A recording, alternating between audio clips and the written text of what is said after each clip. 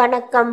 இந்த தொகுப்பில் நாம் நந்தி தேவரை சிவபெருமான் அவரை பற்றி கூறிய சிறப்புகளை பற்றி இந்த தொகுப்பில் நாம் பார்ப்போம்.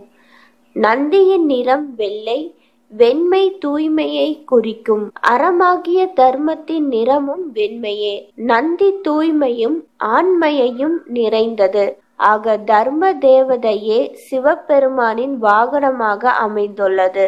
தர்ம தேவதை சிவபெருமானிடம் தன்னை வாகனமாக ஏற்கும்படி கூறியதால் அவ்வேண்டுகோளுக்கு இணங்க சிவபெருமான் ஒவ்வொரு யுகத்திலும் 4, 3, 2, 1 என்ற பாதங்களில் நீ நடக்க வேண்டும், நானே உனக்கு உயிராய் இருந்து உன்னை நடத்துவேன், நம்மை வணங்குவோர் செய்யும் பாவங்கள் கூட அறமாக மாறும் என்று வரம் அளித்துள்ளார் சிவபெருமான்.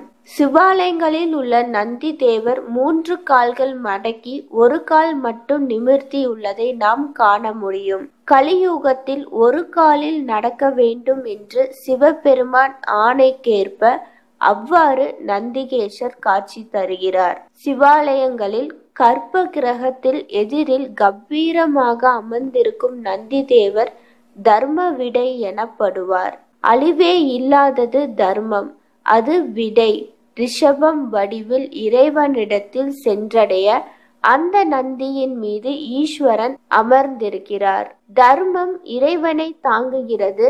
அது விடும் மூச்சு காற்றுதான் இவருக்கு உயிர் நிலை தருகிறது. இதனால்தான் மூலவரின் தொப்புள் பகுதியை உயிர்நிலையாக கொண்டு அதன் நேர்கோட்டில் நந்தியின் நாசி அமையுமாறு அமைக்கப்படுகிறது. இம்மூச்சு காற்று தடையின்றி மூலவரை சென்றடைகிறது. அதனால்தான் நந்தியின் குறுக்கே போவது, விழுந்து கும்பிடுவது கூடாது என்று வழக்கில் நாம் கூறுகின்றோம். ருத்ரன், தூயவன், சைலாதி, அக்னிரூபன், மிருதங்க வாத்திய பிரியன், தருணாகரமூர்த்தி, வீரமூர்த்தி, தனப்பிரியன், கனகப்பிரியன், சிவப்பிரியன் இப்படி பல்வேறு சிறப்பு பெயர்களோடு புராணங்களில் போற்றும் மூர்த்தியே நந்தி தேவர். நந்தி என்றால் ஆனந்தம், மகிழ்ச்சி தருபவர் என்று பொருள். நந்தியின் வேலை தடுப்பது ஆகும். அதாவது அவர் அனுமதி பெறாமல் ஈசன் உறையும் இடங்களுக்குள் யாராலும் செல்ல இயலாது. நந்தி அனுமதி கிடைத்தால்தான் ஈசன் அருளை நாம் பெற முடியும். எனவேதான் முக்கிய சம்பவங்களின் போது யாராவது தடுத்தால் என்ன இவன் நந்தி மாதிரி தடுக்கிறான் என்று சொல்லும் வழக்கம் நம்மில் உள்ளது. பிரதோஷ காலங்களில் நந்தியை தவறாமல் வழிபடுபவர்களுக்கு அருள் வரம் பேரும் கிடைக்கும் என்பது ஐதீகம். நந்தி தேவர் சிவபெருமானுக்கு பூஜை செய்யும் அற்புத காட்சி ஒன்று நாகை மாவட்டம் ஆத்தூர் மந்தாரவனேஸ்வரர் கோவிலில் உள்ளது. சென்னை சிந்தாதிரிப்பேட்டையில் உள்ள ஆதிபுரீஸ்வரர் கோவிலில் பிரம்மாண்ட அதிகார நந்தி வாகனம் உள்ளது. இந்த அதிகார நந்தியை தமிழ் பேரறிஞர் தேப்போ மீனாட்சி சுந்தரரின் தந்தை பொன்னுசாமி கிரகாமணி என்பவர் செய்து கொடுத்தார். ஆந்திரா மாநிலத்தில் லேபார்ச்சியில் உள்ள கருங்கல்லில் வடிக்கப்பட்ட நந்தியே இந்தியாவில் உள்ள கல் நந்திகளில் பெரிய நந்தியாம். தமிழ்நாட்டு மக்களுக்கு நந்தி என்றதும் தஞ்சை பெரிய கோவில் நந்திதான் நினைவுக்கு வரும். இந்த நந்தி ஒரே கல்லால் ஆனது. திருவண்ணாமலையில் கிரிவல பாதையில் ஜோதி நந்தி உள்ளது. இந்த நந்தி முன் தீபம் ஏற்றி வலம் வந்து மலையை நோக்கி வழிபடுவது பக்தர்கள் வழக்கத்தில் கொண்டுள்ளனர். திருவண்ணாமலை கிரிவலம் பாதையில் குறிப்பிட்ட ஒரு இடத்தில் இருந்து பார்த்தால் மலையானது நந்தி ஒன்று படுத்திருப்பது போல தோற்றம் காட்சி தரும். அந்த இடத்தை நந்திமுக தரிசனம் என்கிறார்கள். மைசூர் சாமுண்டி மலை மீதுள்ள நந்தி கண்கவர் அழகான நந்தியாக இருக்கும். இது சுற்றுலா பயணிகளை கவரும் வகையில் அமைக்கப்பட்டுள்ளது. கேரளா மாநிலம் வைக்கத்தில் மகாதேவ ஆலயம் உள்ளது. அங்கு 4 மூலையிலும் நந்தி தேவர் வைக்கப்பட்டுள்ளார். மராட்டிய மாநிலம் பூனேயில் உள்ள நந்திக்கு கருவறை நந்தி என்று பெயர். திருவாரூர் தியாகராஜர் கோவில் சந்நிதியில் ஈசனை ஆச்சரியத்துடன் பார்த்தபடி எழுந்து நிற்கும் நிலையில் நந்தி உள்ளது. இந்த நந்தியை வழிபட்டால் செய்த பாவங்கள் எல்லாம் தொலைந்து போகும் என்பது நம்பிக்கை. திருமந்திரம் என்னும் நூலை எழுதிய திருமூலருக்கு குருவாக நந்தி திகழ்ந்தார்.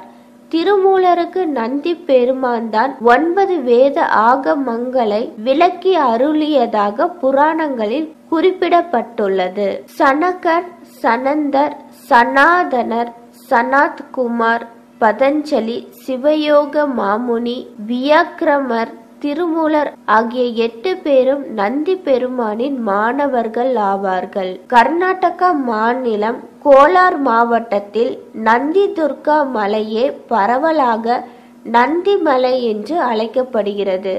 நந்தி மலையே பெண்ணாறு, பாலாறு, பொன்னையாறு ஆகிய ஆறுகளில் பிறப்பிடமாக கருதப்படுகிறது.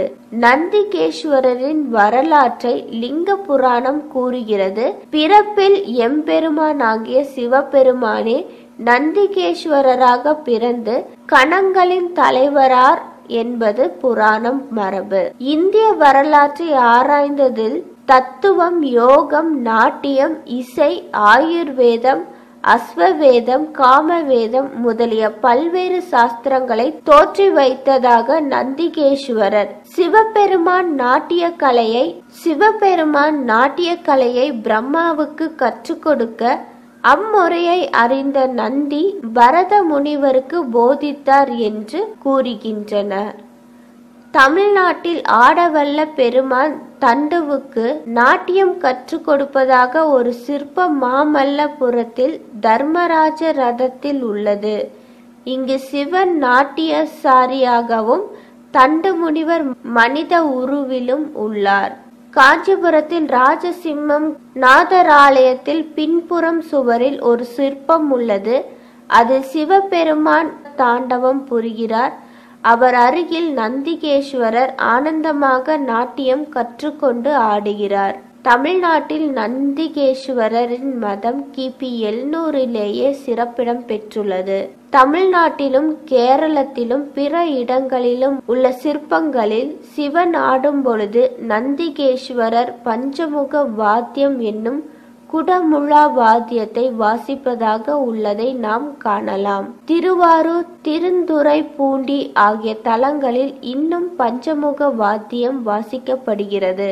காம சாஸ்திரத்தை தோற்றுவித்தவரும் நந்திகேஸ்வரரே என்று பல நூல்கள் கூறுகின்றன. நந்தி இயற்றிய பல செய்யுள்களில் ரதி ரகசியம் என்று கூறுகிறார்கள்.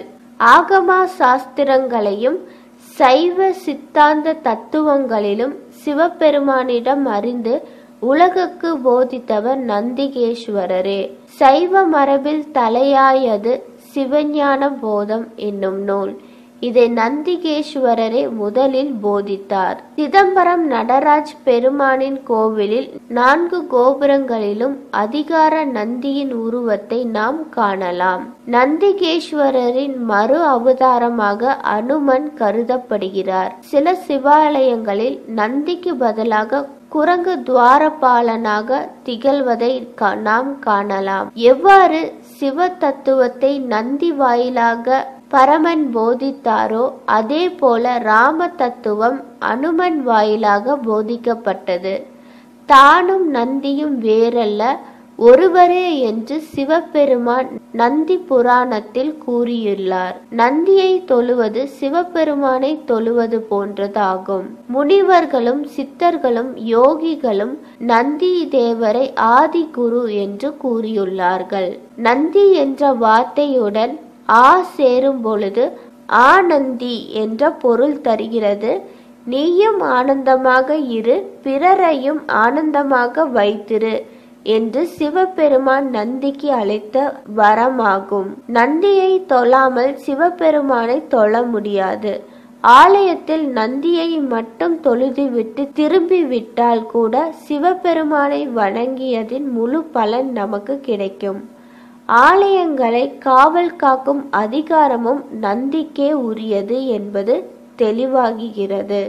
இதன் அடையாளமாக தான் திருக்கோவில்களில் மதில் சுவரில் நந்தியின் திருவுருவத்தை அமைத்துள்ளார்கள். நந்தி தேவருக்கு சிவபெருமானைப் போலவே நெற்றிக்கண்ணும் 4 புஜங்களும் கையில் பெரம்பும் உடைவாளும் 2 புஜங்களில் மான் மழுவும் உண்டு. மானும் மழுவும் வேதத்தை குறிக்கிறது, மழு வீரத்தை அல்லது ஆண்மையை குறிக்கிறது என்றும் கூறுவர். நந்தி தேவருக்கு இவ்வுலகத்தில் எதையும் கண்டிக்கவும் தண்டிக்கவும் அதிகாரம் வழங்கியுள்ளார் பரமேஸ்வரன். நந்தியின் அருள் இருந்தால்தான் மனிதர்களுக்கு மட்டுமின்றி தேவர்களுக்கும் முக்தி கிடைக்கும். அதனாலேயே தேவர்களும் நந்தி தேவரை போற்றி துதிக்கின்றனர். எல்லா உயிர்களையும் ஒரே காலத்தில் ஓய்வுபடுத்தல் மகா சங்ககரம் எனப்படும். இந்த அதிகாரத்தை சிவபெருமான் நந்தி தேவருக்கு வழங்கியுள்ளார். நந்தி தேவருக்கு ருத்ரன் என்ற பெயர் உண்டு. ருத் என்பது துக்கம், ரன் என்பது ஓட்டுகிறவன், துக்கத்தை ஓட்டுகிறவன் என்ற ருத்ரன். தூயவன் சைலாதி எனவும் நந்தியை அழைக்கப்படுகிறார். நன்றி.